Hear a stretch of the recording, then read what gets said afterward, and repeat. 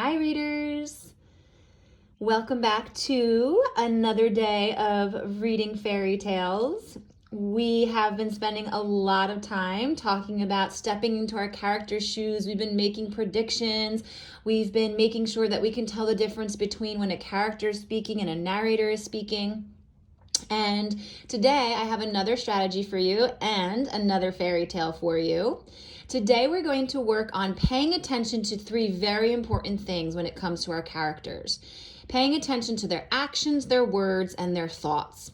When we pay attention to these three things help us completely understand what our character is going through at a point in our book. Their actions change, their words change, and their thoughts change. And it's our job as the reader to pay attention to them so that we can understand what they are going through. What are they thinking? What are they feeling? Why are they doing the things that they do? So to help us practice this, I have a great fairy tale for you today, a fractured tale. It's based on the fairy tale The Boy Who Cried Wolf, except it's called Betsy Who Cried Wolf. And we're going to be reading a little bit of this today. So move this out of our way. All right. It's a great book, one of my favorites. I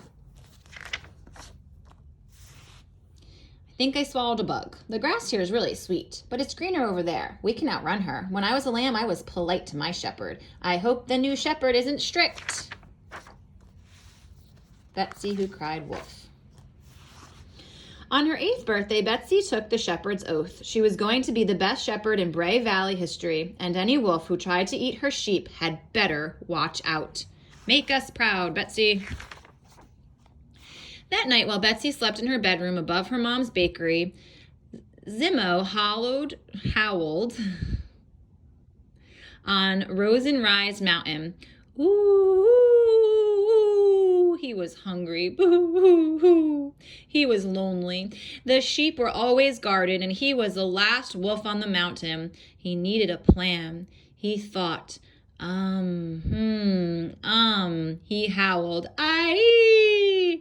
Yee!" He had it, a plan to trick the shepherd and the farmers. It wouldn't make him less lonely, but he'd get to eat the sheep. He howled merrily, "Trolly, tralloo."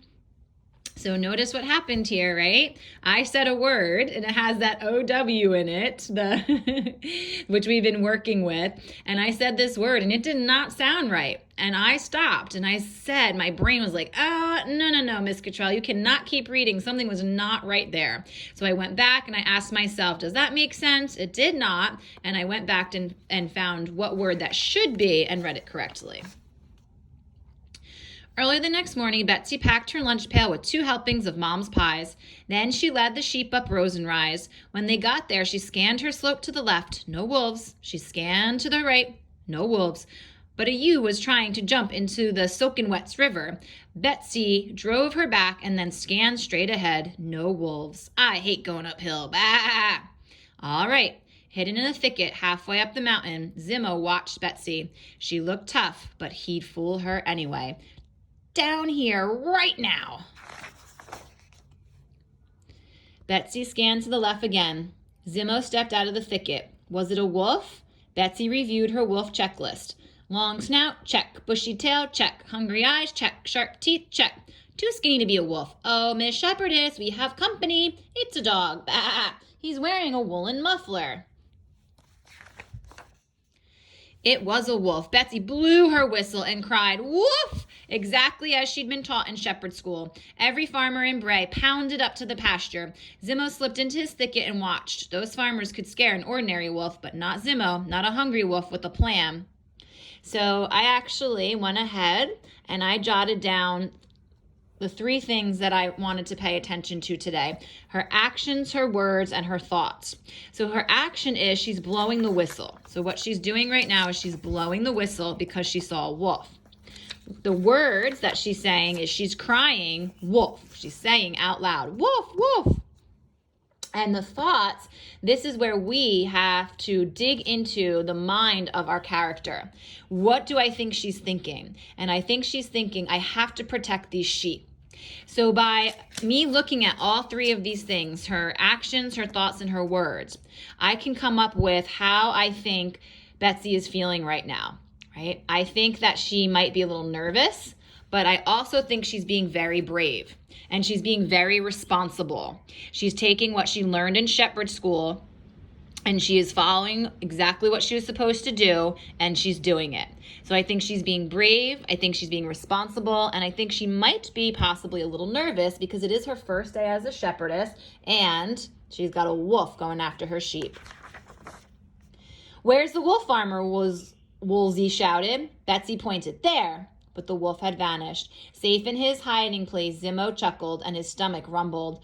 Farmer Woolsey scowled. "Are we going to lose the whole flock again, Betsy? Long ago, Bray Valley had lost its sheep because of mischievous shepherd. Should we send you back to shepherd school?" he thundered. "No, sir. There was a wolf." Farmer Woolsey just shook his head and started back to his fields. All the farmers shook their heads and followed him. None of them believed Betsy. So now, even just thinking about how the farmers are acting right now, right? The words that he's saying, "Should we send you back to shepherd school?" makes me think he's angry. The fact that they're shaking their heads, their actions, okay, makes me think they're disappointed. And what they're thinking is they're thinking about how she is playing games, that there is no wolf, but she's crying wolf. And this is how they lost all the sheep the last time. So by looking at their actions, their thoughts, and their words, I can tell that they're disappointed and a little bit angry.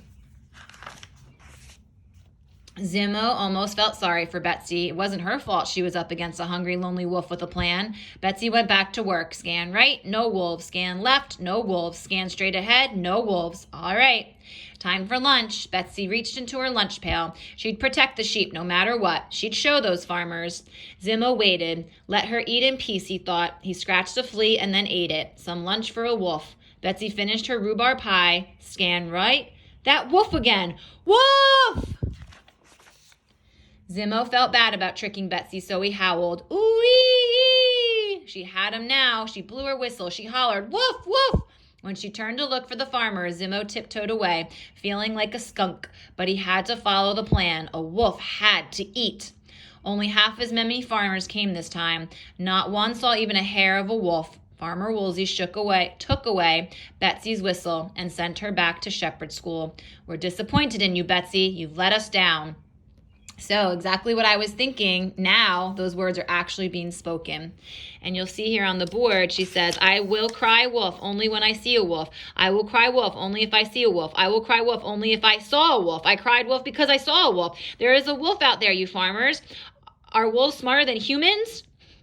So again, I looked at her actions, her thoughts, and her words. Her actions is that she is back into shepherd school. She's sitting here, she's in trouble, right? So she had to return to shepherd school. Her thoughts, what I think she's thinking is, I know I saw a wolf. I'm not crazy. I'm not lying. So that's what's going on in her head. And then her words are actually, I cried wolf because I saw a wolf. So I'm thinking about all of these things, putting them together, and seeing that Betsy is aggravated. She's frustrated that nobody believes her, right? She's mad. And by paying attention to all of these things, her actions, her thoughts, and her words, I'm really able to understand what she's going through and how she's feeling. So we're going to leave right there for now. I have a little cliffhanger.